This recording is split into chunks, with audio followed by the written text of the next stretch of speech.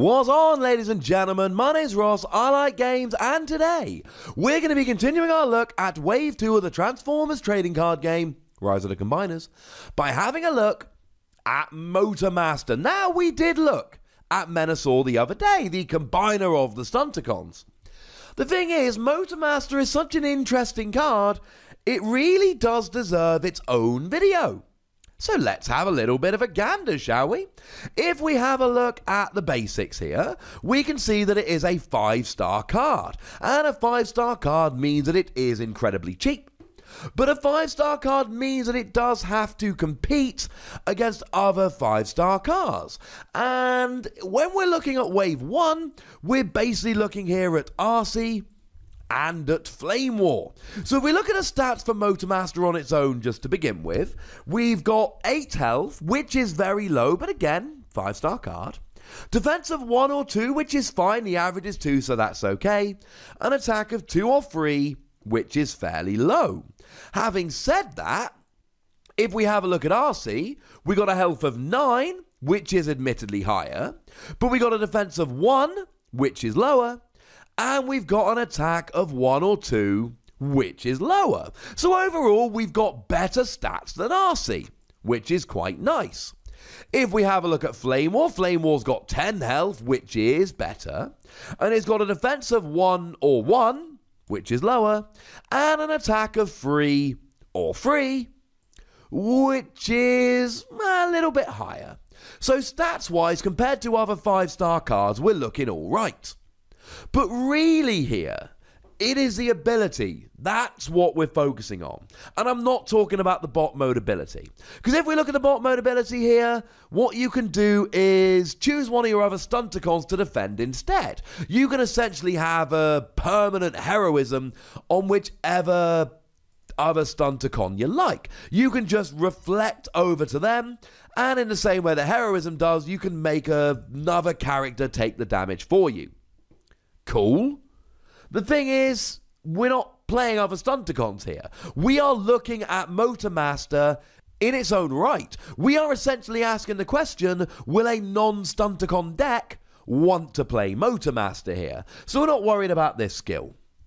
But I am a big fan of the alt mode skill here. Your other characters cannot take non-attack damage from your opponent's cards. So it doesn't protect from attacks, but it protects all your other characters from everything else. And this is the kind of card we didn't really see in Wave 1 that is coming around in Wave 2. It reminds me very much of the bot mode skill on Acid Storm, which stops all of your enemies using Bold. So Acid Storm can be played in a deck, not because you really want to use it, but you're really just popping it in there as a barrier against Bold. And Motormaster here is a very similar thing. You can chuck it in your deck, not particularly because you want to use it, but because it protects all of your other characters from what I affectionately call cheeky damage. So what's it actually protecting you from here? Well, the important thing to note is the language, which says your other characters cannot take non-attack damage from your opponent's cards. That means that Motormaster himself still will. But there's plenty of cards out there. I mean, look, in Wave 1 we got Zap. And Zap was a fine little card. It does 2 damage to one of your opponent's characters. And it's got an orange pip, so good for attacking decks. But then in Wave 2, we've gone right the other way. We've got a Star Battle card here, Bolt of Lightning, which doesn't have a pip and does cost one of the 25 stars in your deck, but it does 3 damage to an enemy. If you're against one of those kind of decks playing those kind of cards, you basically force them to use it against Motormaster. And Motormaster can take that damage, which is very sad. Maybe one day we'll have a utility that protects against this, and that will be amazing, or maybe even an armor. As it stands at the moment, we don't. So Motormaster's not going to last long against these decks, but what it allows you to do is play a couple of other characters knowing they're going to survive. So one combination I'm really looking forward to testing when we have the entirety of Wave 2 is double Megatron. And I know that a bunch of people want to play Megatron Living Weapon, but I really want to play Megatron Decepticon Leader, along with the card that I was lucky enough to reveal, Megatron Arrogant Ruler. I love the idea of playing both the common Megatrons, Decepticon Leader and Arrogant Ruler. Thing is, that's going to put me at a 20-star deck. I'm going to have 5 stars left over. And if, for argument's sake, I play Motormaster, it's not top of my list at the moment, but if I do, then I'm in a great position whereby my opponent has got to use cards like Bolt of Lightning against Motormaster, and they can't use them against Megatron. That's really good.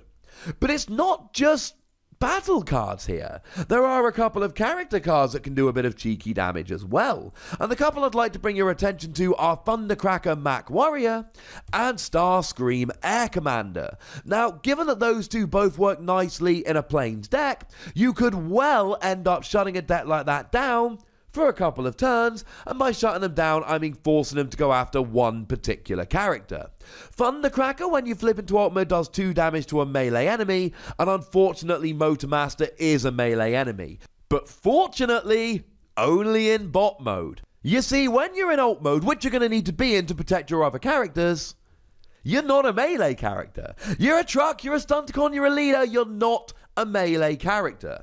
Which means against Thundercracker, if there's a Motormaster on your side of the field, Thundercracker cannot do non-attack damage to any other character.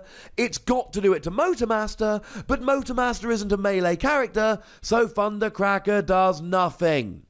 Starscream, when you flip to this mode, by which I mean the alt mode, you do damage to an enemy equal to the number of other planes you have. This can be directed to Motormaster, but only to Motormaster. And the Thundercracker example here, I really do think is the one that shows quite how ridiculous this can be.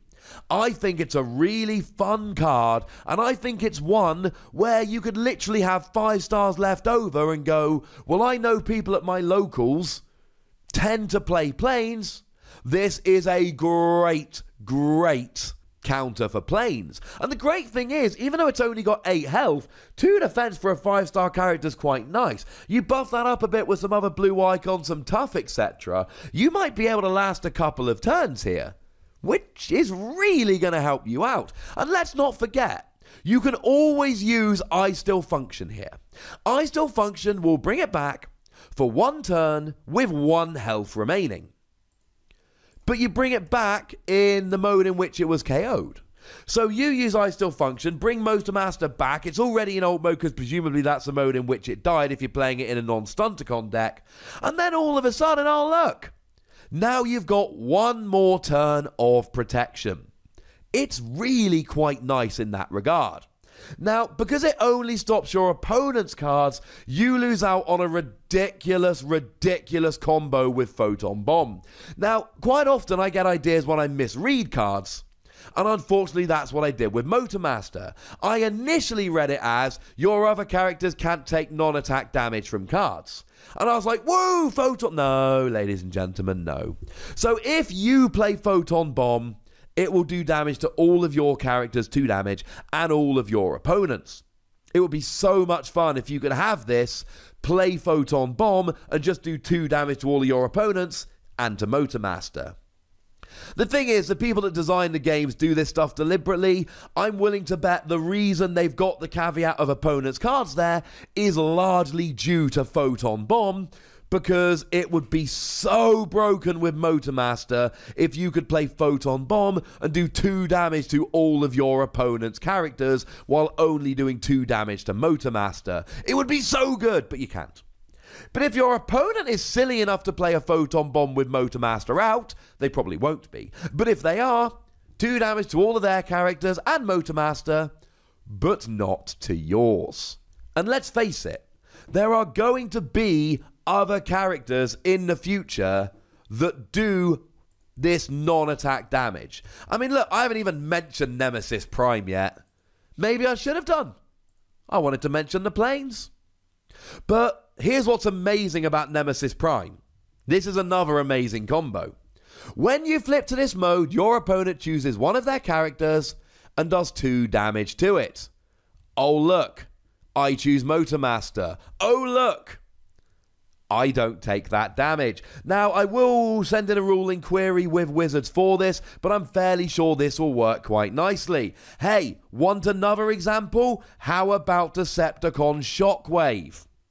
When it is in bot mode, anytime you have to discard a card from your hand, you choose one of your characters and do 1 damage to it. Hey, I'm choosing Motormaster. Oh, it can't take non-attack damage. I win. Maybe I should have started talking about Nemesis Prime and Decepticon Shockwave slightly earlier in the video. I was focusing on Thundercracker. My point is, against something like Starscream, you're making them do the damage to something else. Thundercracker? No. Thundercracker basically doesn't get to do any extra damage. Nemesis Prime doesn't get to do extra damage. Shockwave doesn't get to do extra damage. So what you've got here is a character that basically gives you a silver bullet against multiple good abilities, which is pretty ridiculous for a 5-star character. And look, there's going to be plenty of decks that aren't doing non-attack damage where this is fairly useless. But you've still got alright stats on a 5 cost. It's not exactly terrible. And the other thing I do need to point out here is that you're a melee character, which is awesome. Now, the fact that you're a leader is kind of irrelevant because there's no Decepticon leader cards. The fact that you're a Stunticon means you get Stunticon swagger, which is nice. It's a really nice card that stops your opponent using either bold or tough against you. But I don't think you're going to play this card that has no pips if you're only playing Motormaster. I don't think that's going to be relevant. And the fact that you're a truck means that you've got Cargo Trailer, which will up your attack nicely, but are you going to put Cargo Trailer on an 8 health character? Probably not. And Team Up Tactics, which will heal too, but again, I don't think you're going to use this if you're just playing one truck. Other trucks, maybe. The thing is, you're a melee character, which means you've got access to Body Armor, gives you Tough free, and Power Sword, which gives you Bold free. Now, the ruling here is quite simple. It's only a melee character in bot mode, so you would have to attach these in bot mode and then flip, but then when you flip and you're no longer a melee character, you keep the upgrades. So if you can get, say, a Body Armor on here and have 2 defense and Tough free, if you've got a few blue pips in your deck, this is going to help. This is nice against stuff like Zap, because it makes your opponent do the damage somewhere else. It's phenomenal against stuff like Photon Bomb, but it really is cards like Thundercracker, which force you to do your damage to a melee enemy to a non-melee enemy, which means it shuts it down. Or Nemesis Prime, where you can just choose to do the damage to a character that can't take it. Or Decepticon Shockwave, same deal. Whereby you have got a huge advantage against those characters, and this is absolutely brilliant. This is obviously great in a Menasor deck, but let's be 100% clear. This is not the kind of character which can only be played in a Menasor deck. Some of these combiner cards are just going to be played so that you can make a combiner. But cards like this are going to see play in decks even without the combiner. For that reason, I love this card. Get ready to see it in a whole bunch of decks. Also, if things like Shockwave ever become really popular, this is going to become really popular.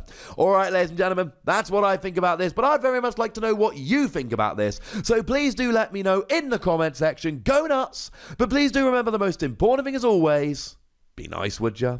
And then make sure you like this video, subscribe to this channel, and follow me on Twitter at the Wossy, where we talk about Transformers and other games. But by far the most important thing, as always, is to look after yourselves. Until next time. Thank you very much for watching. My name's Ross, and you've been watching Wossy Plays.